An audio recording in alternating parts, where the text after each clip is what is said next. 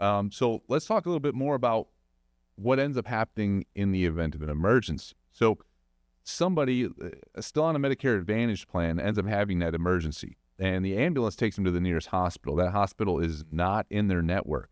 You walk me through what typically ends up happening and how that same situation tends to play out on original Medicare as a contrast. It should be, I'll tell you how it should play out, and that's it should be identical.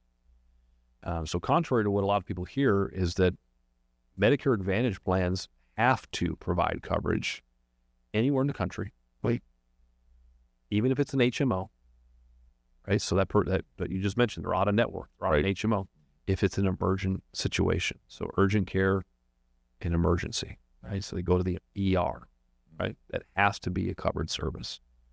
Now, that being said, people are the problem, people are the solution. Right. Could there be somebody that makes a mistake? It's a billing error. Somebody gets a bill in error. Mm-hmm. It definitely could happen. And we've seen things like that happen. But typically it's a matter of just calling up and reconciling and say, hey, what's going on? Somebody made a mistake here.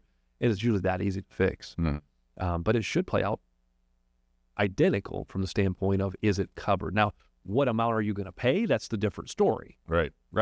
That's the different story. So that gets back to the plan specifics. Right, exactly. And did you get the proper, bundle protection in place to help with some of the things that you can Got it. Yeah. Got it.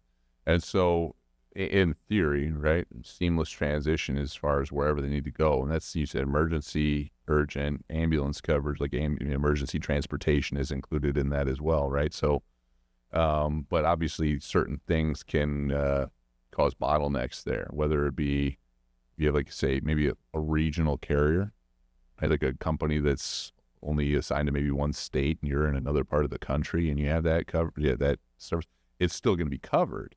Right. But you may get never heard of them before. The provider or the discharge nurse going, I don't know what that is. You don't take this.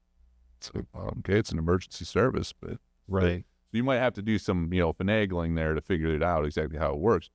How about on the worldwide side? How about going outside of the country? What does that look? Well, so original Medicare, let me back that up first before I get to that point. But original Medicare, as a contrast to it, much more seamless for emergency care across the country, like in the continental U.S.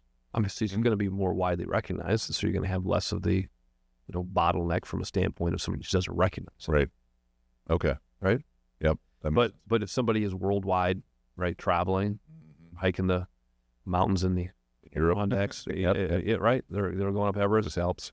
Right. Any of these type of things. Well, original Medicare doesn't cover you outside of the U.S. So I didn't realize that. A lot of people, I feel like most people have the assumption that original Medicare would cover them. That's kind of U.S. So what you're saying is that there is no coverage under original Medicare for that. Right. So we're talking the original program. But what is interesting, we've talked before numerous times about original Medicare doesn't pay, Medicare supplement doesn't pay. But some Medicare supplement policies can add a limited amount of coverage for worldwide emergent services. So, But it's very limited. It's definitely not something I would, stake my claim on, like really rely too heavily on. But nonetheless, it's there.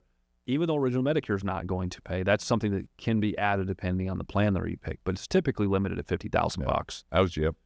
And on the other side of that, Medicare Advantage plans, some of them may have worldwide emergent travel coverage, right? And that's typically going to have some sort of financial limitation as well. We've seen that be usually pretty comparable to a Medigap plan. Yeah, and if I'm not mistaken, the way to use it, because some people think they'd just be able to show the card when they go to another country's emergency room and just say, I've got insurance, right? But I can imagine, again, you got weird looks in the state when you're in another, in the States, and you got another company that's a state-specific one. Yeah. You can imagine the looks you get when you're in another country. So safe to say that process probably doesn't look quite the same as far as getting that coverage, right? If I'm not mistaken, I believe it's a reimbursement basis, which means you're going to pay something out of pocket first to get out of the hospital. When you get back to the States, then you file the claim for that, right? And if I'm not mistaken, again, the insurance company is going to turn around and they're going to look at what that would cost here, right? And that's no different than, so Medicare supplement or Medicare Advantage, if they cover the worldwide, they're going to look at what those services would cost here and reimburse based on that usual customary reasonable amount, if I'm not mistaken.